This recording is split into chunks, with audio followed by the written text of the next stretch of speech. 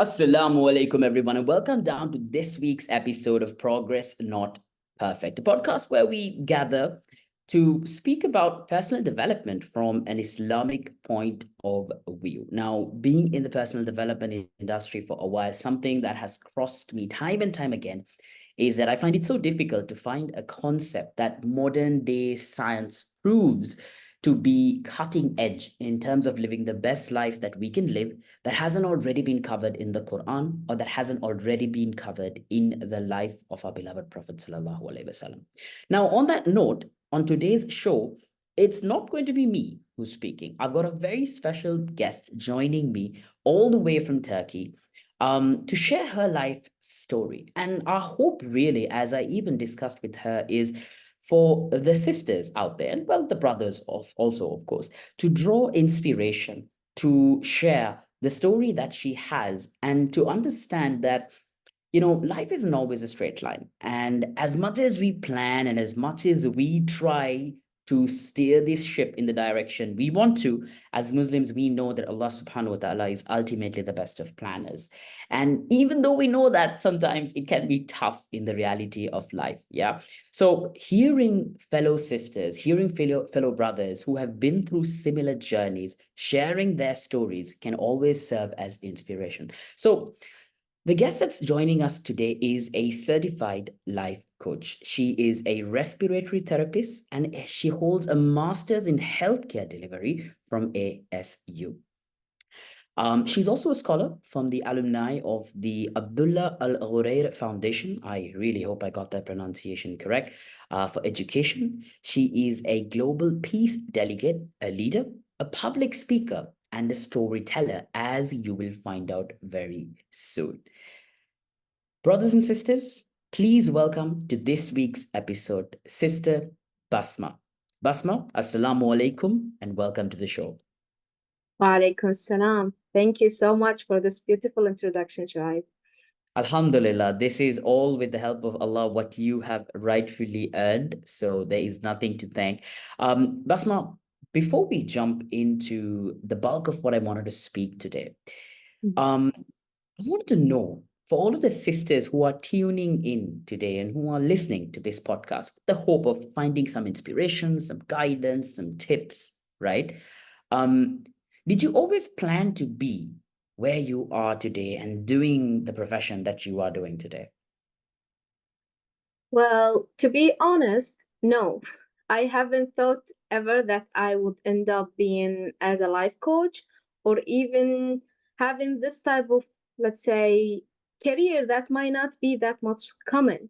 Like we grow up in a family as a traditional family, either you be an engineer, a doctor, this regular careers that everyone go. And then this is the way, like you have a set plan. You either choose one of them and just follow like other people what they used to do. So I didn't have an idea that I will be turned up as a life coach, but now after I go through my life journey, I feel like it always led me to this one. And before you became a life coach, what did you think you were going to become, or what did you think you wanted to do as a career or as a profession? Yeah. So I actually graduated as a respiratory therapist. I used to work in the ICU and I didn't choose my specialty. It was like out of a scholarship I get. I found, okay, this is a good opportunity. Why I don't take it?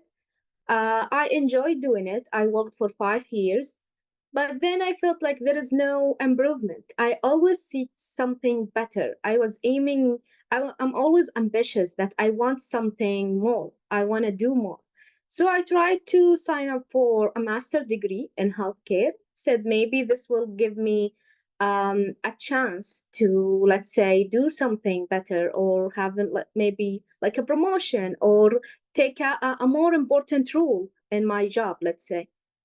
But I think it did not end up as I planned. I finished master degree, but I was let out of my job, surprisingly. So then I start to think what I really want to do. Is it really what the things that is this my passion? Is this my goal?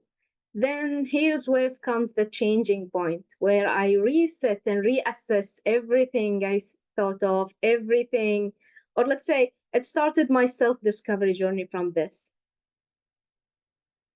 Wow, thank you for sharing that. And I think the listeners already understand. I mean, to be somebody who has a master's in that particular field, to be working in that field, to be given a scholarship, means that Basma isn't your necessary everyday average performer, right? And I'm sure if Basma, it wasn't easy to get to where you were. And I'm sure that you would have definitely put in a lot of work. And, next to the will of Allah, of course, we have to definitely recognize that effort on your end, which brings me to a very important question, because there's going to be a lot of brothers and sisters who are listening to this who may be currently trying to pick out their university degree or pick their masters. There might be some of them who've already picked it and they're halfway through that journey, but they're having second thoughts. Did I pick the right one? What am I going to do? And then there are some who are very sure about what they picked and they're doing it, but they don't know that at the end of it, they're going to find out that maybe this is not what I really wanted to do. Now, Basma, you've been down this journey. You picked something, and then, of course, I know your specialization may have gotten picked, but ultimately you decided to take that path. You invested your time, your energy, you sacrificed so much to get to where you are, right? And then you said you had a moment where you realized that this might not be the path you want to go down, right? Certain incidents, like you said, losing your job was something that happened, right? What I really want to try to understand there, Basma, is when you heard the news that there will be no longer the vacancy, or the position that you're serving currently will no longer exist for you, how did you feel in that moment? Surprisingly, I was happy. I Why? don't know why. I just have this guts feeling that this is a good thing gonna happen to me. There is a good thing. Maybe it's like a screaming point that I don't know, it had to happen to my life for me to unlock my other potential. Mhm. Sometimes you need a shock to wake up for you to do something that you are meant to be doing other than the thing you do. So when I look back then, I had a feeling that this is a good thing. I had a feeling that there is something better is gonna happen to me. I didn't know what. It's supposed to be a bad news, like as everyone know, like it was a shock because I got my master, I have good ambitions, good hopes that I'm gonna be promoted, I'm gonna get raised. But then I suddenly let out of my job. Then I said, okay, then all my hopes was not in this right direction. Maybe there's something else I need to do. Something else is more suitable for me, more fit for me, and it's toward my own real passion.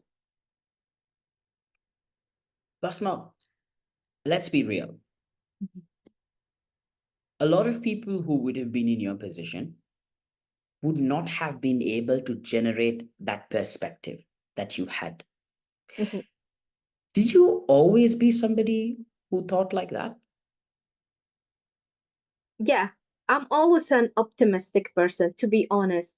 And I have faith in Allah that everything happens to you for a reason, and it's always a good reason.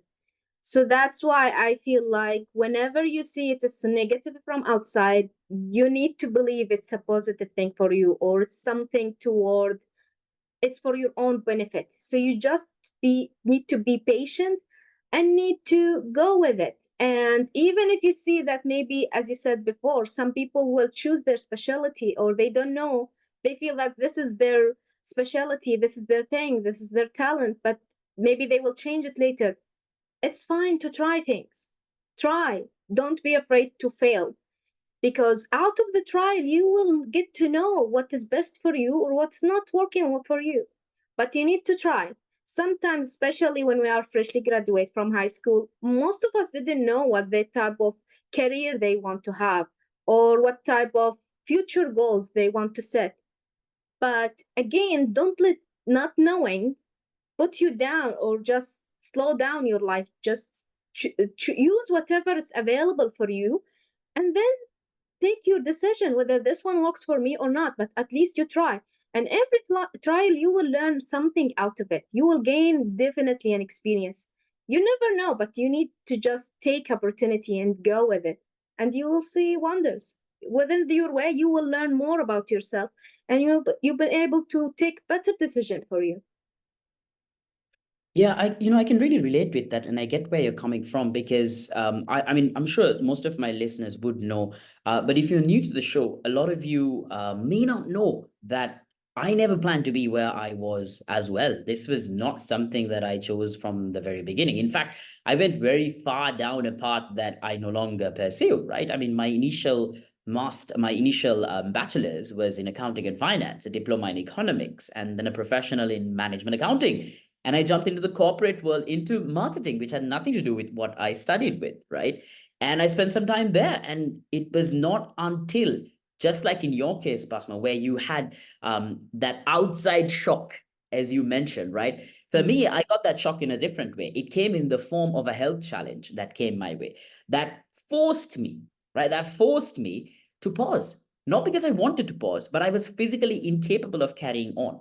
And Allah created that time frame for me to really, really reflect and to really, really, really ask myself, what am I doing with my life? Where am I headed? What is important? Right.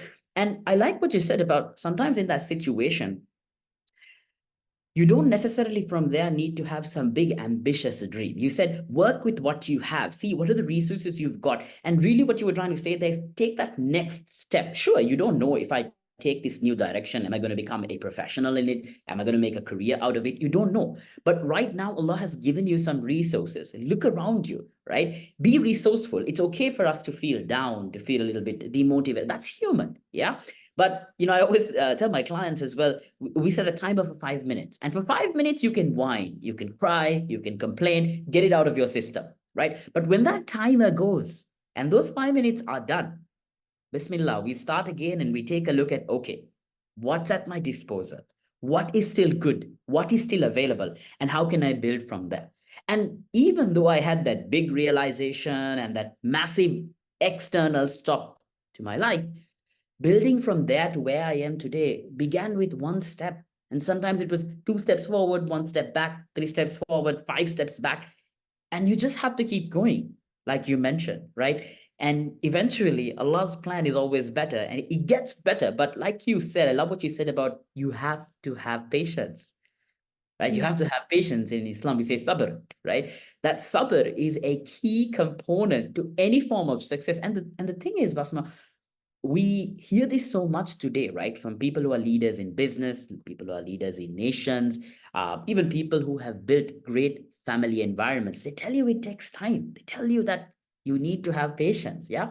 And unfortunately, it's challenging for today's generation because we've been spoiled with convenience and ease. Things come at the click of a button. You binge watch entire episodes, or seasons rather, of a TV show. You don't no longer wait. Like I remember back in the day, we waited 1 week for the television network to show you, something that you could watch. It was just 30 minutes and kalas, it was done after that, right? I mean, and I'm not saying that these advancements in technology and society are bad. No, in fact, they're actually a good thing. They're supposed to make it convenient for us. So we free up our time and we can make better use with that time. But unfortunately, what has happened is we've used that free time to get distracted, addicted, and go down a very, very dark rabbit hole that we don't want to really go down.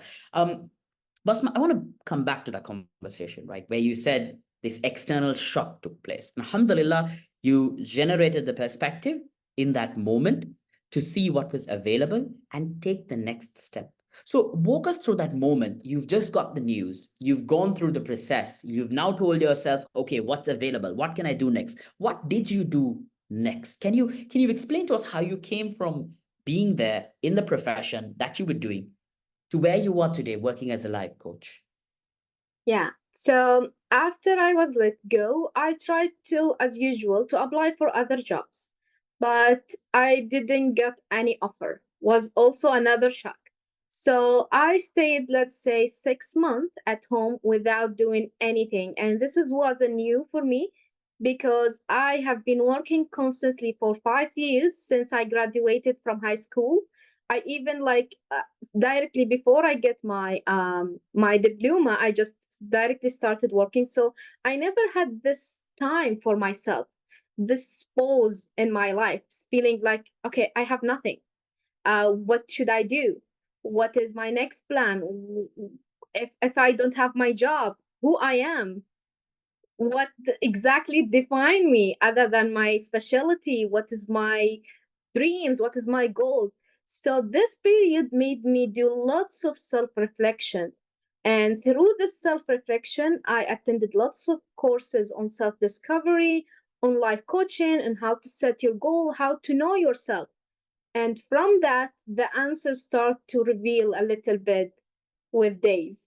It's in the beginning I said, okay, maybe I know English. Okay, I can teach English. Then I said, okay, maybe I can apply for PhD, although I didn't want to. But I said, I will do. I'm still in the program. Like, okay, you finish this one, do what other people did. Let's do as they did. So I said, okay, what can I do? Then suddenly I start to feel like this is not the thing I want. And then I got the opportunity to move to Turkey. I was actually before living in Saudi Arabia. So I get the chance to change the environment I'm in. And I took the decision. I said, okay, I'm moving to Turkey. There is nothing to put me there. Maybe changing the environment or the land you're in will help you to open for you other doors, or let's say other opportunities. So I take the chance I have and I said, okay, I'm moving. And from there, it continued to open and live in the life I really wanted, and discovering lots of things that I was not even thinking about before. I really want to touch on 2 points there, Basma. The first one is I love how earlier you told us that patience was a key component of the success you had in terms of making a comeback. But you also mentioned to us that it's not just patience, right? You also said you put in a lot of work, right? You were trying these different courses, you were studying, you were learning, you were seeing where the opportunities are. And I think that's something that sometimes we as Muslims, we fall short in. We trust in Allah, but we fail to tie the camel, right? As we are told to tie the camel and trust in Allah. And for those who may not be very savvy with it, the tying doesn't obviously just literally mean your camel, but the tying really represents the effort, which is your part that we need to do, right? We hear so many scholars saying the solution to poverty is not sitting at home and only making dua. Yes, you must make dua, you must recite your Quran, but you must also leave your home and go search for your share of sustenance, right? We hear about the bird that leaves the nest with an empty stomach, and it comes back at the end of the day with its stomach full, right? And who ensures that this happens? It's the rizq of Allah. Allah has already written that rizq. But the part that we brush over and we kind of go really fast is the bird flew out of the nest, went out there, looked for it, then Allah gave it, and the bird came back. So subhanallah, this is really what is expected from us as Muslims. And mashallah, that is something that you have exhibited, especially in a time where it's challenging. And that's the other thing I want to highlight there is I always tell my clients as well, it's easy for us to be high performers. It's easy for us to sometimes quote the Quran or even refer to hadith when everything is good in life, right?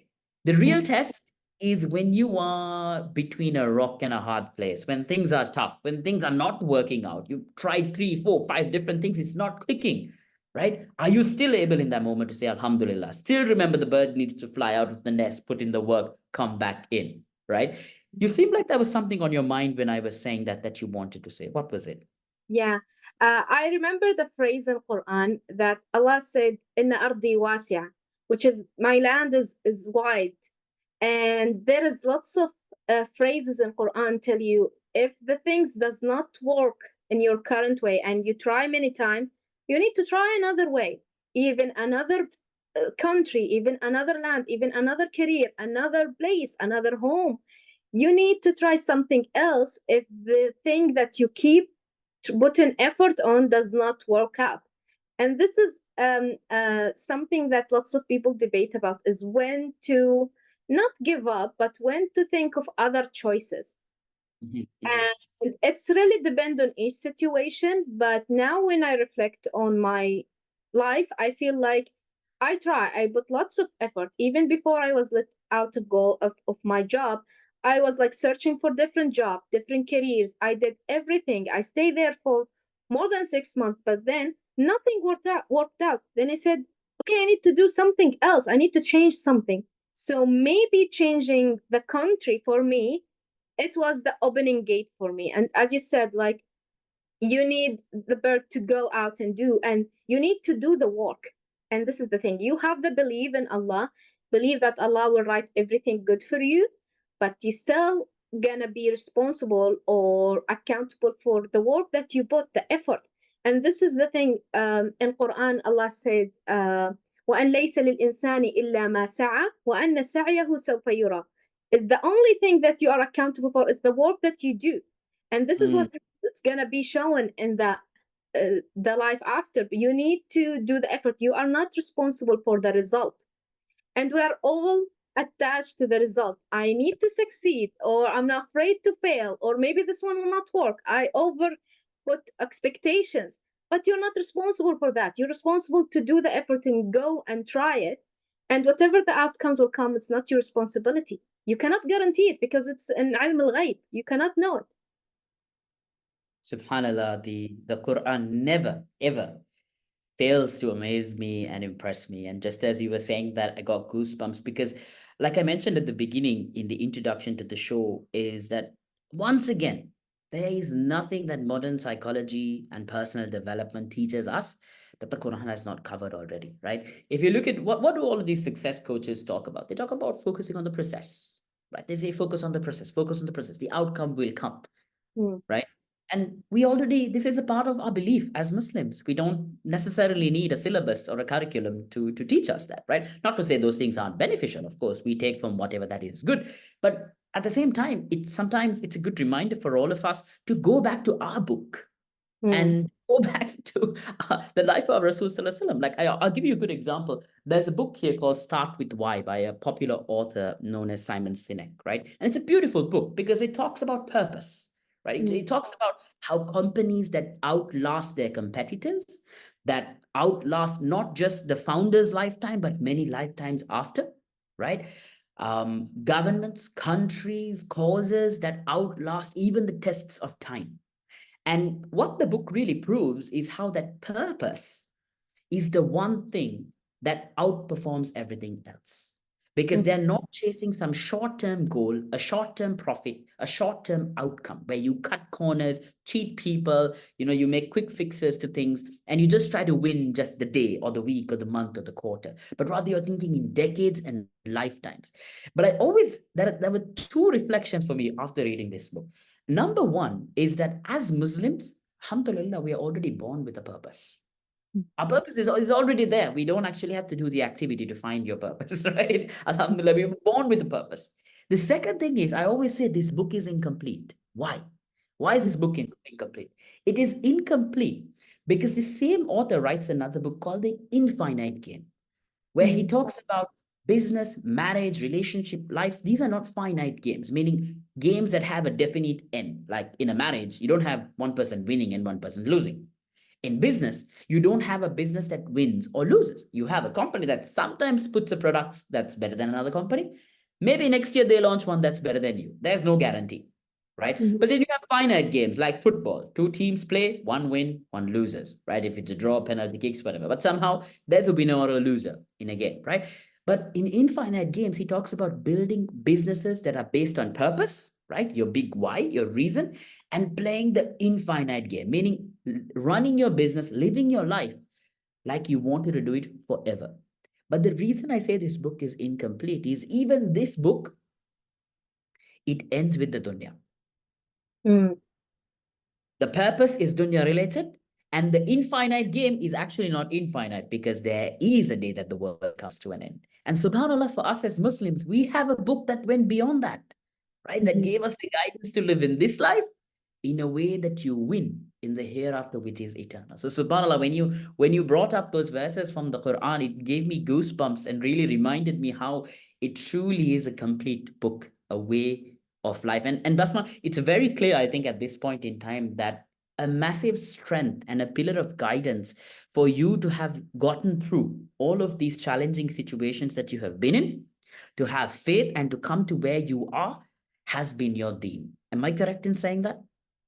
Yeah, it all go back now since in the beginning I took multiple courses from an Arabic in a religious way withdrawn from Quran, and I took the Western one from US and UK, like the other law of attraction and how to believe, and they're all the same. Now, after study from these all schools, they're all the same, but we already have it in Quran.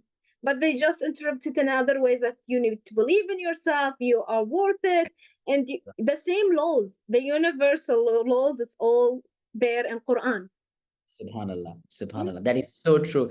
And in fact, very recently, I was working with a client who I asked the question of, where does your confidence come from?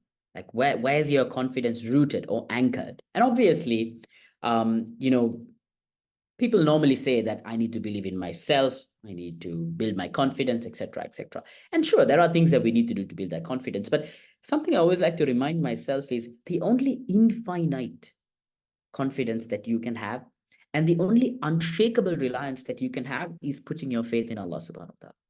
And if Yeah. you anchor your confidence in Allah, no one, nothing can shake you. Nothing can shake you. Now, I always tell people that doesn't mean that you won't cry. That doesn't mean that you won't have fear, right? But what it means is, if your confidence is in Allah, you have hope.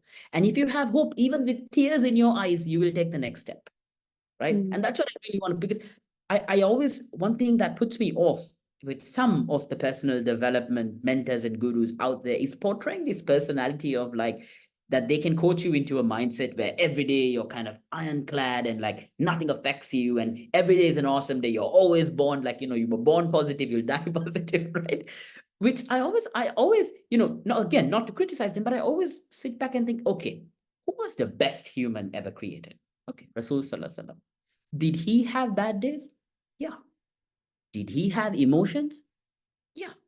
If the Messenger Sallallahu Alaihi Wasallam, who spoke directly with the one who created, went through these, I really doubt there's any other human being out here that is going to have a day or a lifetime when nothing ever affects you, right? Mm. But the difference is when your anchor of confidence is with Allah, no matter the circumstance, even with tears, even with pain in our hearts, we can still take the step forward. Why?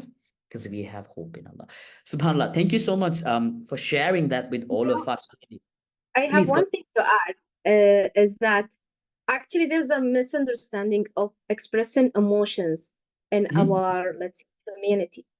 I feel that it's very important to express or feel your emotion. Don't get to drown on it, but at least feel it, because it's, even if it's not good for you, then why Allah created in you? Why Allah created sadness? Why Allah created you to cry, whether it's a happy tear or sad tears? Why Allah created these different type of ups and downs and emotions that you go through? So you need to live it. As long, the more you suppress it, like when you suppress anger, suppress whatever type of bad emotions, it will burst. And this is how we see anger, how we see people shouting or suddenly get mad, because Sure. you're suppressing something you should not suppress. You Mm. should let your emotion and feel it. And even in Quran, Allah mentioned lots of other also prophets, like for example, Nabina Yusuf, he's told him, don't be scared. He was scared. All of our prophets went through this type of emotions. They were scared, maybe they was worried. There's lots of emotion mentioned in Quran. So why we ashame this type of emotion, or feel like, no, we need always to be 100% strong, 100, like we can deal with it, we can handle it. It's okay to accept your flaws before you accept your qualities or your positive traits. It's totally fine. And this is actually what I am mainly focused in my coaching business, is that know your qualities, know your talent, know your positive side, but also know your negative side or your weaknesses, accept them, and then we can work on to improving them and trying to enhance them. But you need to know both. And this is how you get the confidence. I'm confident because I know my good part and my bad part. I know my strength point and my weakness point. So there is no one to be afraid of. I can show you my weakness. Like no one, I'm not caring about anyone because I know my weakness.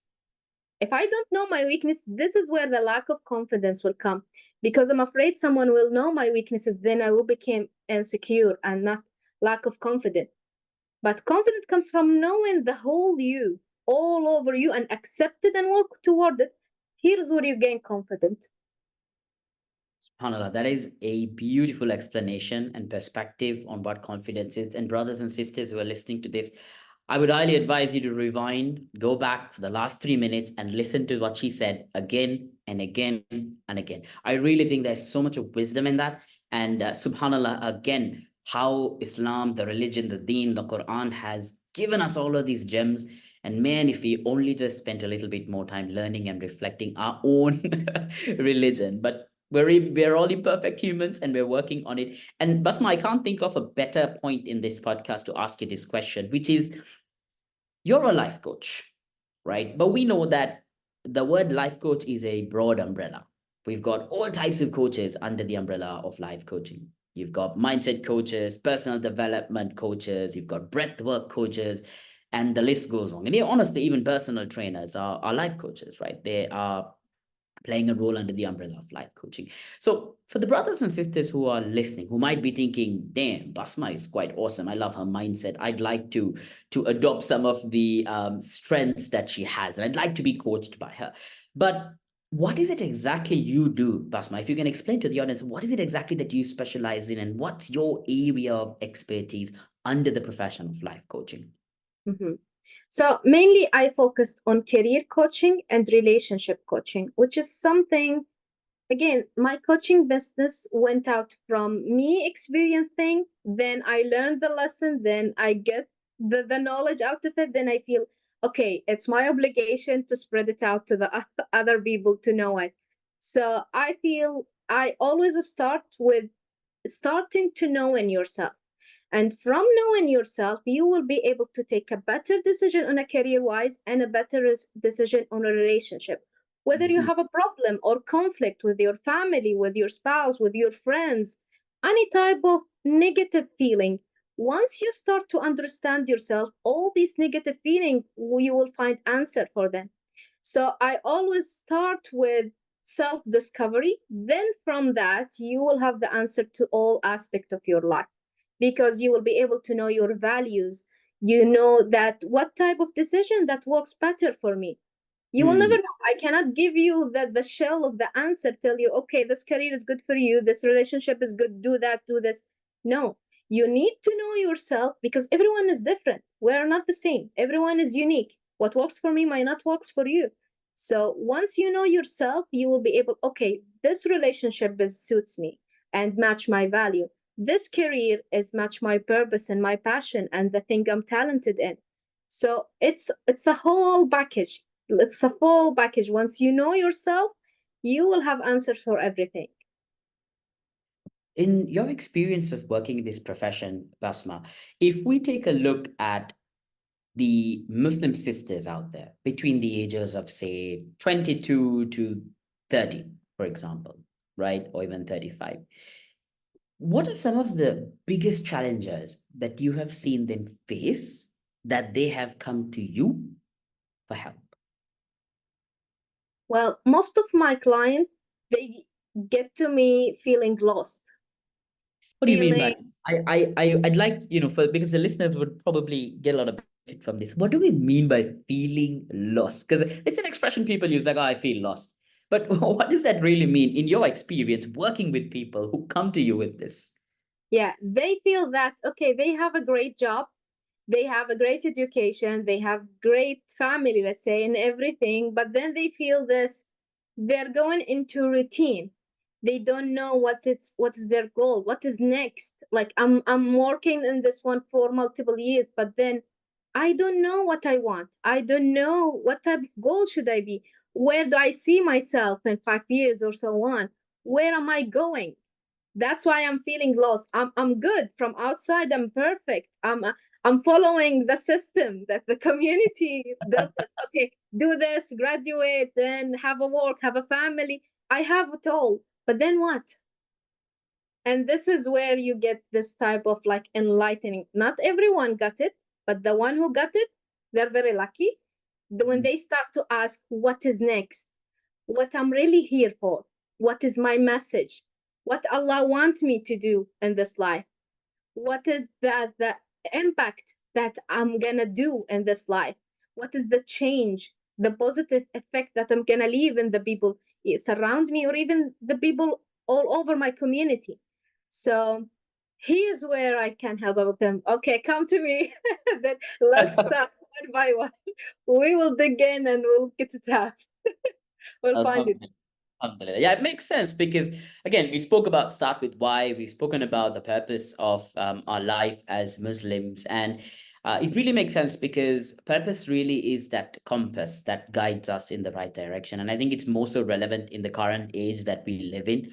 Because on one side, the distractions are at an all-time high, but on the other side, options are also really growing by the day. Like 10, 20 years ago, kids didn't grow up wanting to be a YouTuber, but that's actually a well-paid profession in the current context that we live in, right?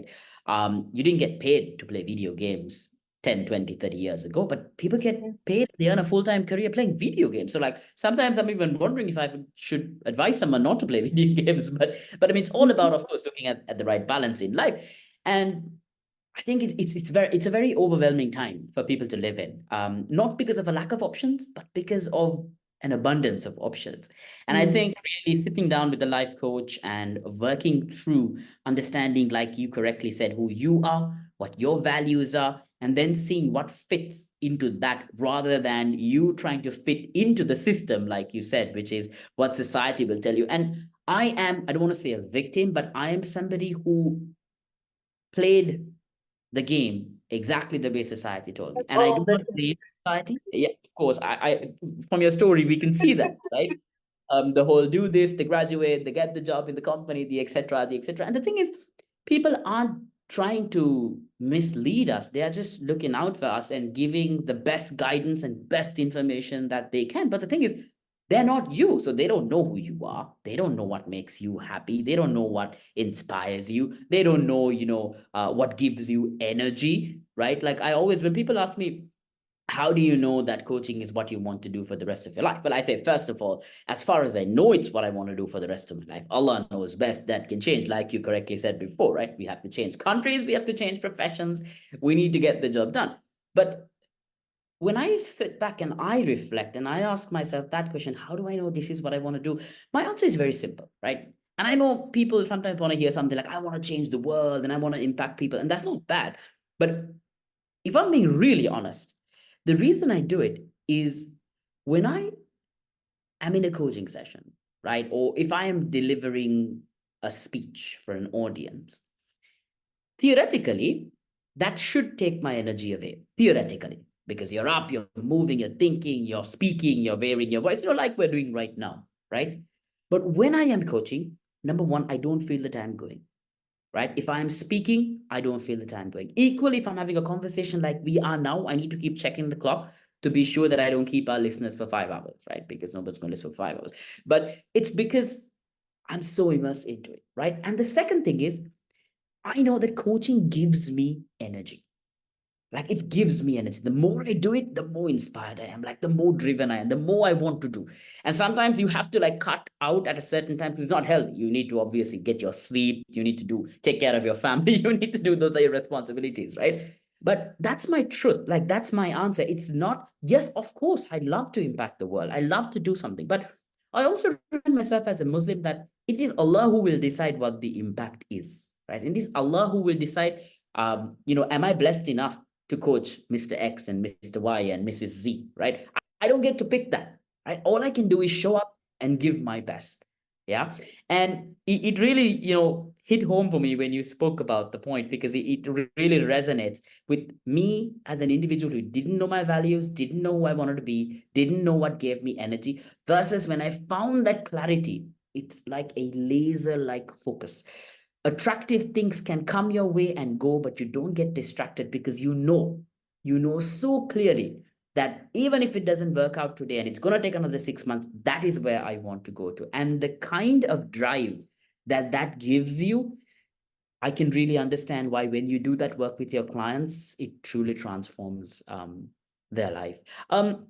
Basma, what is something that people struggle to change in your experience of working with them? Where do people get stuck? Because lots of people, or all of us, have something called limiting beliefs. So Aha. we sometimes have been grown up of believing that we will not be a billionaire, or it's very difficult to have this kind of job, or this kind of car, or this kind of house, or living this luxurious life, let's say. So it starts from your belief, the limiting belief, because not all our beliefs are facts, and not all of them are logic. It might be because of something we went through in our life, an event, someone tell us something, then we believe it and grow up believing this is a major belief. So what prevents you to change is your belief. How Mhm. to break this belief and start to work towards something that really serve you, not limiting you. So we have lots of belief, and I'm still discovering every day a new belief. So it's normal, but it take time. It's the process. But once you change this belief, you won't imagine the opening and the opportunity that comes to you, because the only limit we put to ourselves is the one inside of our minds. The Mhm. word Allah has said that سخرنا لكم السماوات والأرض. Allah has given us everything in the earth and in the skies. Everything was meant for us, was built to serve us. The land, the cars, the birds, the animals, everything for us, the plants, everything has been made for us. So why are you limiting yourself, saying, okay, I only worth this amount of salary, this amount of freedom, this amount of vacation, this amount of happiness? You deserve more, but you need to break all these beliefs. Then things will open up for you. Subhanallah. So, I mean, for all the ladies who are listening, I think you already know why you might want to reach out to Basma and work with her, right? Get those limiting beliefs out of your system, start dreaming bigger. And like you said very beautifully, Basma, if Allah has created it for us, why are we limiting ourselves? Why do we think we can't get it? I mean, if Allah could have made the ocean split, right? Why can't we get a promotion? Right? Let me leave it at that, right? So, Basma, and also I also want to appreciate your honesty and vulnerability, right? Because you said how even you're working and you're discovering limiting beliefs. And this is something I see as a strength in what I call true life coaches. Because out there we have a lot of media portraying coaches and gurus who want to give out the impression that they figured it all out and that's why you should work with them. Yeah. And I usually tell people that's your first sign that that's probably someone you don't want to work with, right? Exactly. Just simply because of the obvious reality and logic of life is that nobody can figure out everything. We only know the best and the most that we can know in that particular moment. And you notice when you go to a true expert, forget life coaching, but in any field, even your mechanic, right? If you go to him and say, hey, I've got a sound coming in the left tire, a true mechanic who's an expert will never say, oh, that's because of X, Y, and Z. He'll be like, bring the car. I need to check. Mhm. And that's not because he's not an expert. It's because he is an expert and he knows through his expertise that it could be anything, right? Mhm. Even though you're hearing a sound from the tire, who knows? Maybe it's coming from somewhere else, right? Just like a doctor would not give you some major diagnosis over the phone or a WhatsApp, he'd want to actually physically examine you. It's the same for coaches, right? Mhm. If they don't take the time to sit with you, understand you, and if we as coaches can, I always tell this to myself, if I don't have the courage to tell my clients sometimes, you know what? I don't know, right? I Exactly. don't, but let's figure it out together. Yeah. And you And know I what? see you in the way that you're speaking. I see that, and that's for me. That's a telltale sign of somebody who is a true coach. In all honesty, right? Not an Instagram coach, so to say. But sorry, I didn't mean to cut you out. You were going to say something. Yeah, and this is, it brings us to a point, is that this is the beauty of us as a human. Try to embrace your imperfection, because we are all imperfect. No Right. one is perfect. And the more, perfectionism is the thing that actually destroy lots of people and hold them back. Because I want to start a new project. It needs to be perfect. Then they will never start it because you will never get it anything perfect. So embrace the imperfection in your qualities, in your body, in your thoughts, in your process. It's all a process. As long as you work toward improving yourself every day and trying to get better or trying to reach a better version of yourself, this is enough. You're enough. You're doing good.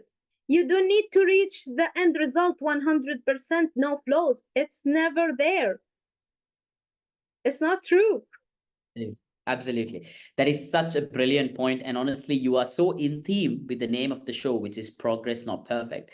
And the very reason I picked that title was because I really believe in that. I really believe in that, in progress and not perfect. And it's honestly not even anything that I need to prove or realization I need to come to, but it is Islam, right? Once again, none of us are perfect. Why do we have to keep going back and repenting, right? Why do we need to keep going and asking for forgiveness, right? Even if we repeat a sin that we've done, it's not good. We shouldn't do it, but we're human and it happens. And when it does happen, to have the humility to go back and cry to Allah and seek that forgiveness, to make a firm intention to not do that, and also do things to make sure you don't do it, right? This whole thing, it's a personal development journey, right? Like Islam is the ultimate personal development manual, not just for this life, not just for success in your job and family and your health and wealth, but even for the eternal life, right? SubhanAllah. So thank you for bringing that. Before I let you go, right? Before I let you go, there's two things. Number one, we live in a world where people like to portray themselves as independent people. I did this by myself. I reached my goal. I. Mhm. In your journey, in all of the successes that you've had in your life, how important has it been to have a support network, be it your family, your friends, a community? Has that been important? And if so, how important is that? Yeah. Actually, it was very important because they are the first person who point out for me that I can't work as a life coach. I didn't believe it in Oh, the beginning, but then when I start to get these type of messages of lots of different people telling me, maybe you should try to be a life coach. You could be very good at it.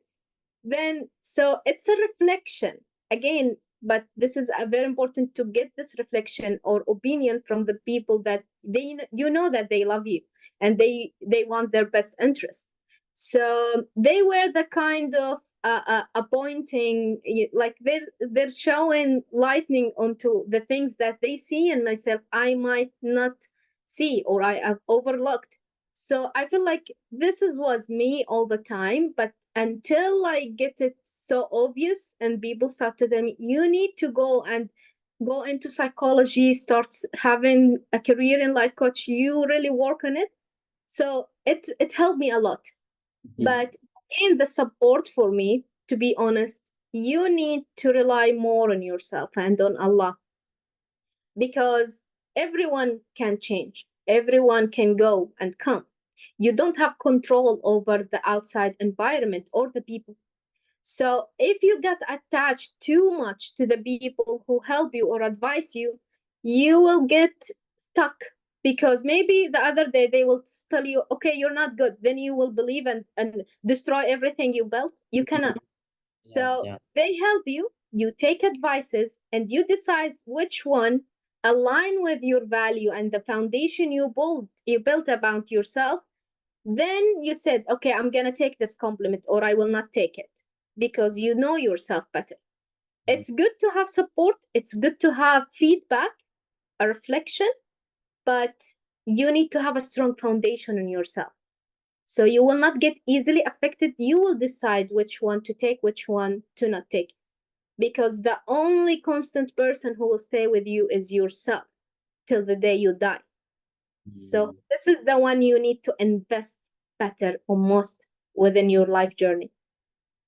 I love that. I love that. Right. And I love what you said about our primary dependence being on Allah subhanahu wa ta'ala. Because as much as sometimes it a difficult reality to digest, it is a fact that sometimes even our own parents in certain situations may not make the best decision for us. Again, not because they want to hurt us, but it is the way they see things to be the best, but it may not objectively be the best.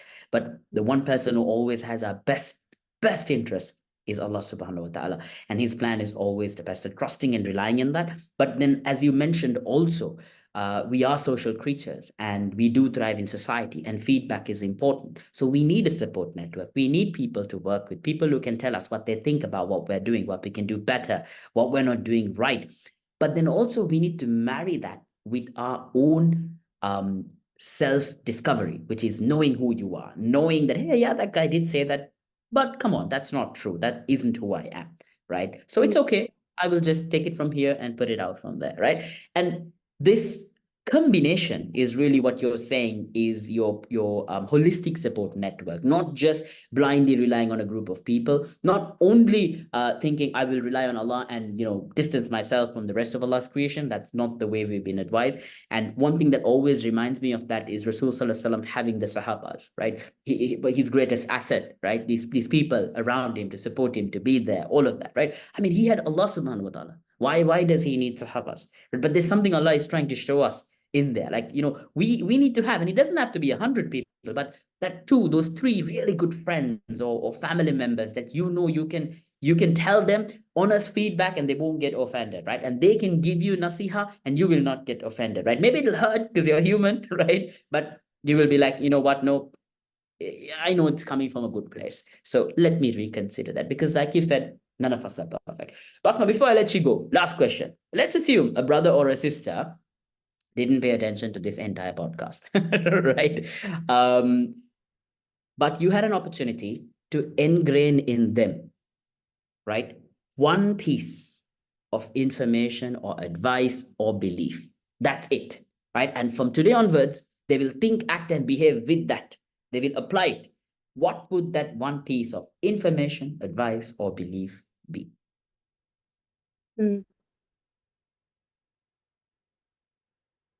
Well, I would like to tell them that happiness is really a choice.